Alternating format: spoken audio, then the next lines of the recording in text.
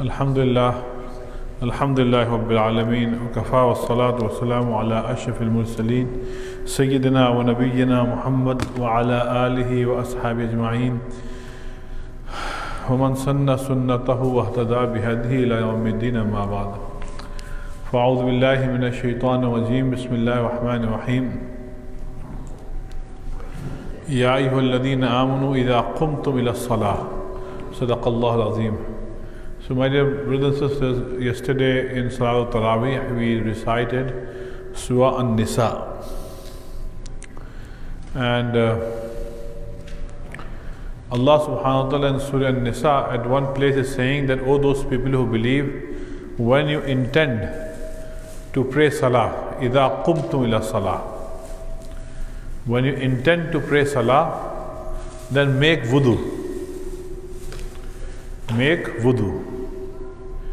And what is wudu? Wudu is cleaning yourself in order to prepare yourself to stand in front of Allah subhanahu wa ta'ala. So wudu is cleansing those parts of your body that are actually most of the time exposed. Right? Like your face is exposed, your hands and arms are exposed, your feet are exposed. So these things are mandatory in wudu. Now because you are going to stand in front of Allah subhanahu wa ta'ala, who is Rabbul Alameen, and Allah in Quran have said, Inna Allah yuhibbut tawabin wa yuhibbul mutatahhirin. Allah loves those people who make tawbah, who repent and who keep themselves extremely clean. Right? So Allah likes cleanliness. So imagine if you would pray Salah without wudu. So that is not right. That is not acceptable. Allah wants you to first prepare yourself for Salah. So in wudu, how many things are fard, brothers? How many things are mandatory? 4. Right? And these 4 things are mentioned in this ayah. So what is the first one? فَغْسِلُوا وُجُوهَكُمْ. First, wash your face.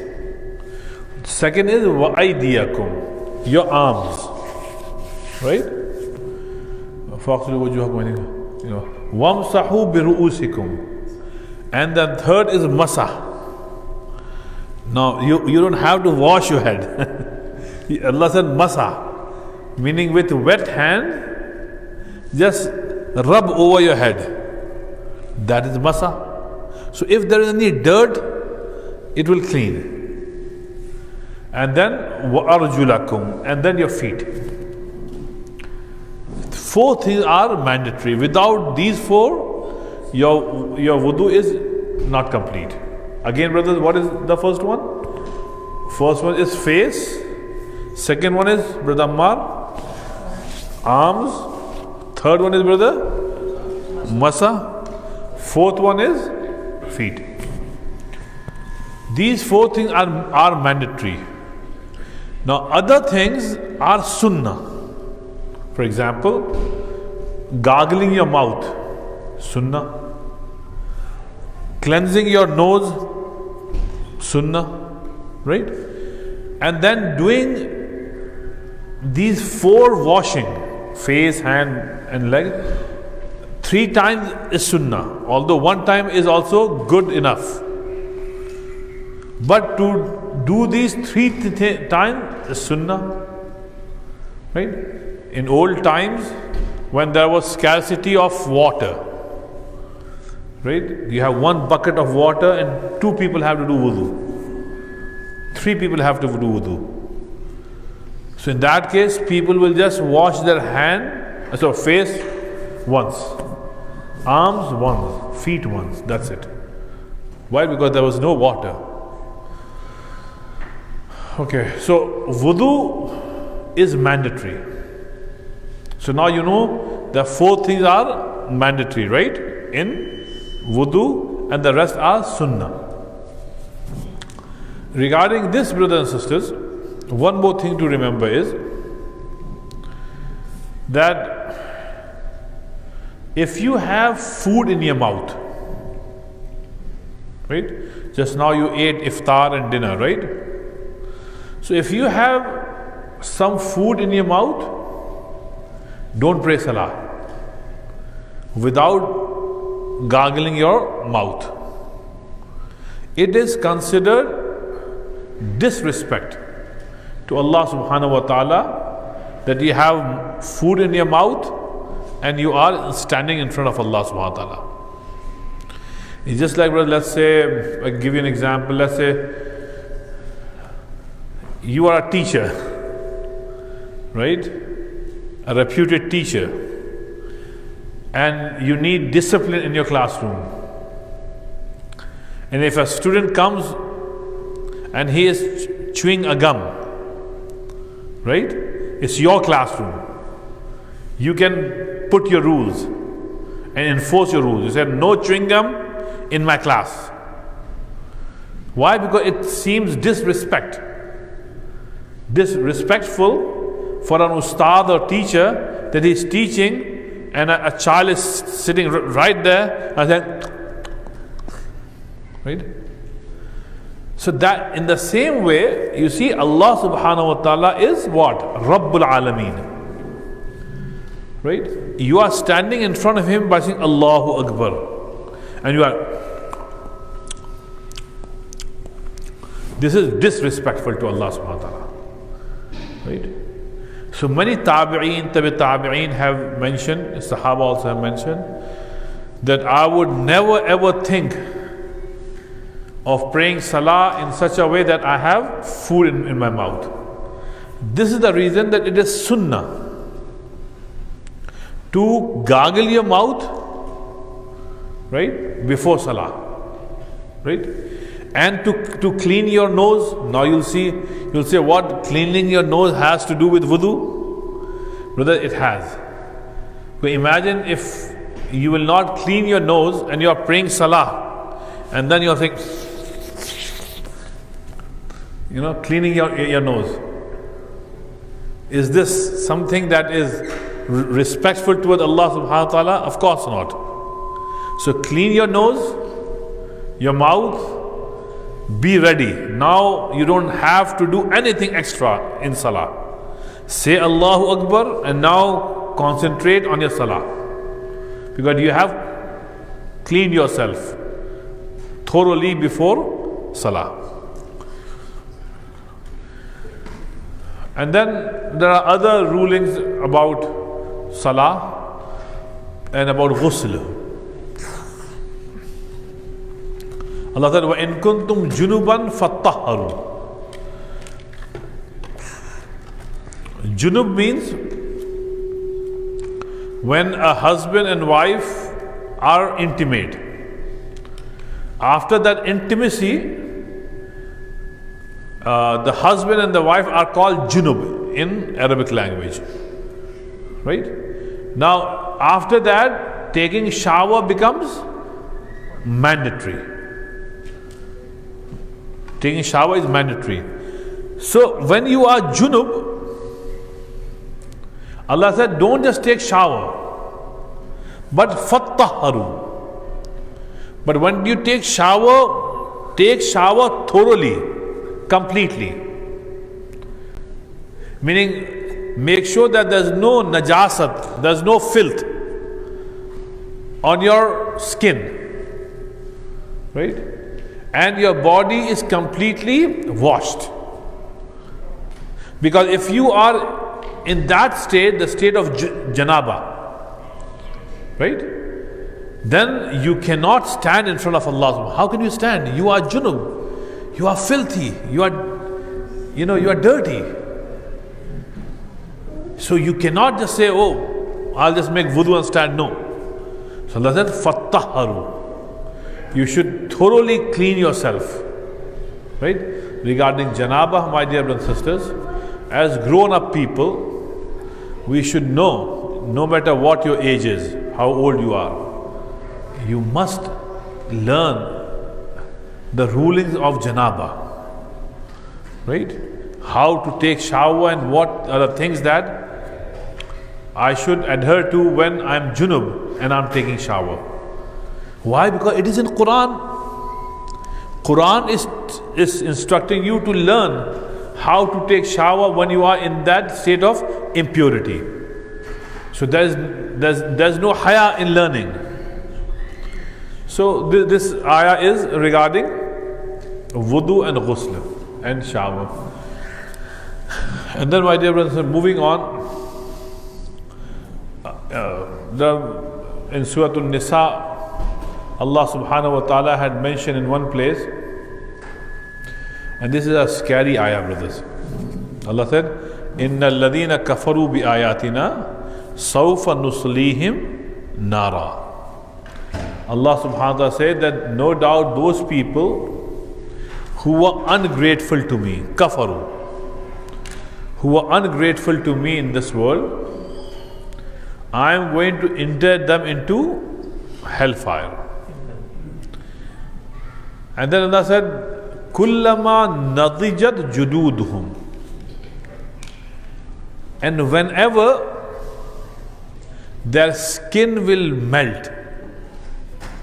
Listen to this, brothers and sisters. The skin will melt. So it is not the end that a person died. No.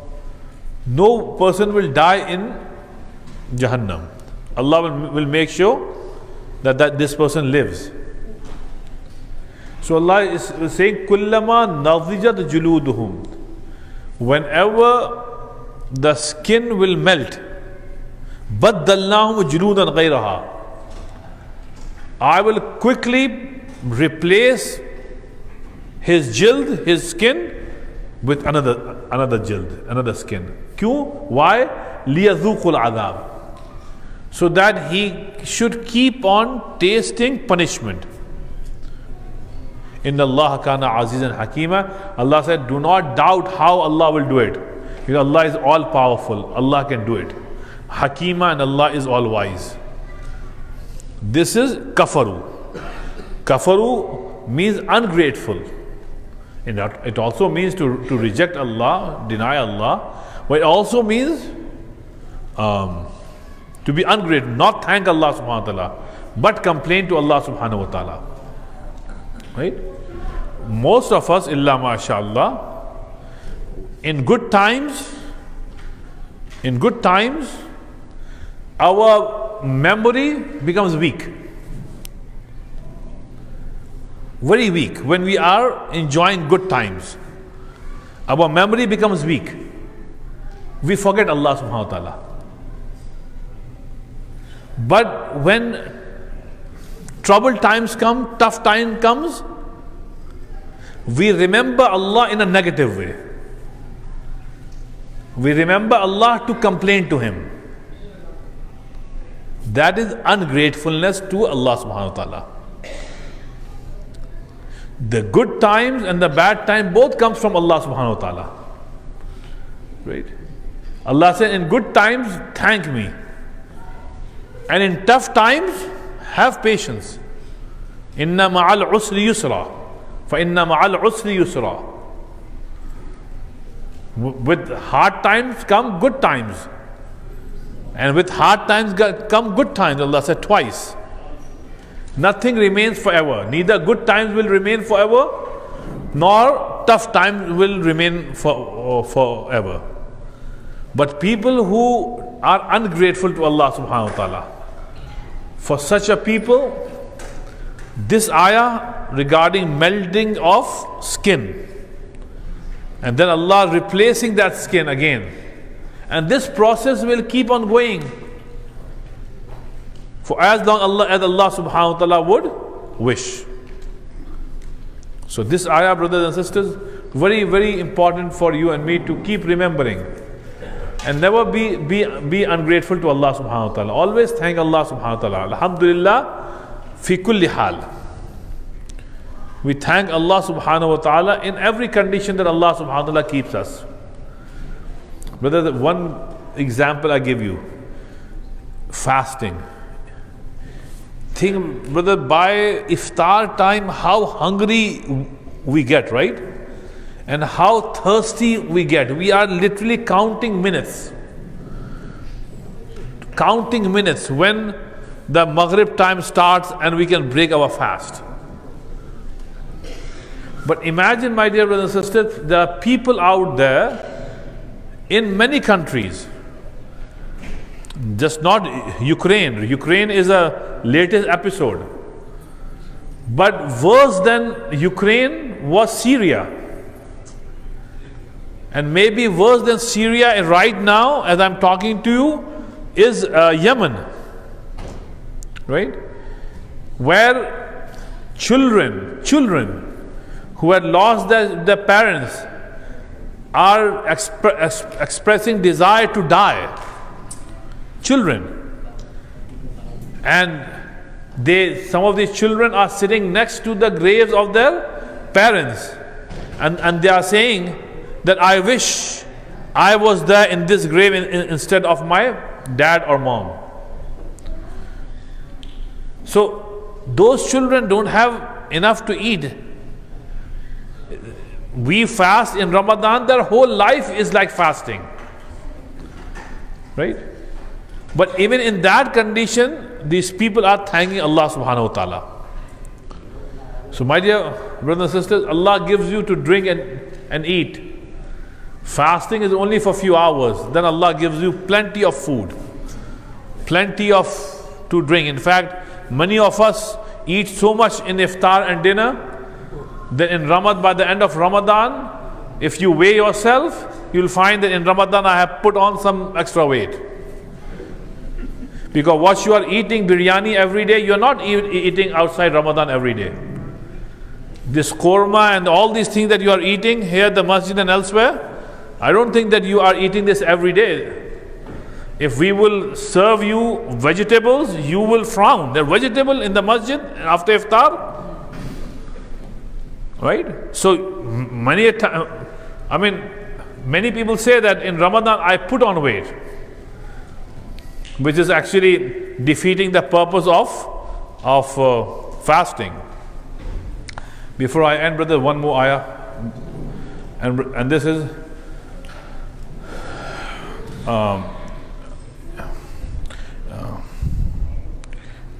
in Allah Inna Allah ya'murukum an tu'addul amanati ila ahliha. Brothers and sisters, if you can understand, if I can understand this ayah, right? Brother, our dealing with human beings, financial dealing and otherwise, inshallah would be clean. If only we can understand this ayah. Inna Allah ya'murukum. Allah is ordering you, commanding you. An tu'addul amanat. That give the amana, things that don't belong to you, right? Ila ahliha, to their owners. Give the amana to their owners. Wa idha hakamtum bayna an-nasi an tahkumu bil adl. Second commandment is that whenever you find yourself in a position to judge between some people who are fighting, you are the judge, always do justice, even if it is against yourself, even if it's against your own family members, but always do justice. Regarding, brothers, amanat, brothers, imagine the best way to die. What is the best way to die? To die as shaheed, right? A person who lost his life in the path of Allah, he's shaheed. And shaheed will enter into Jannah easily, easy passage to paradise. Right? So Rasulullah sallallahu alaihi wasallam said, yes, shaheed will enter into Jannah. But if that person who is shaheed, he had amanat of other people and he did not pay it back, but he went in the path of Allah and died, right? So this person will be stopped from entering into Jannah. A point to think is, brothers, a shaheed, the best way to die, a shaheed would be denied entry into paradise because he owed some money to people, or whatever he owed to people, he failed to give them back and he died. So that person will not enter into paradise. Imagine, brothers and sisters, people like you and me. How many times we have borrowed money or things, right? The other day a person died, may Allah subhanahu wa ta'ala forgive him. His son brought 5-6 books to me, and those books were my books, which this brother rahimahullah, he borrowed from me, and I forgot, he forgot. And then when I remembered, I was looking for these books, and I didn't remember who took these books from me. After he passed away, his children saw my name written on the front of the book. So they said, Hafiz Sahab, these are your books that my dad had. He passed away, so we are cleaning his room and we found these books. I was thinking, my dear brother and sister, what if I have people's belonging, right? And I failed to pay them back. What if I have borrowed money from people and I failed to pay them back? Allah subhanahu wa ta'ala said, you will not enter into paradise. This is the importance of huququl ibad, the rights of the people. So may Allah subhanahu wa ta'ala help me understand. Subhanallah bihamdi, subhanakallah bihamdi.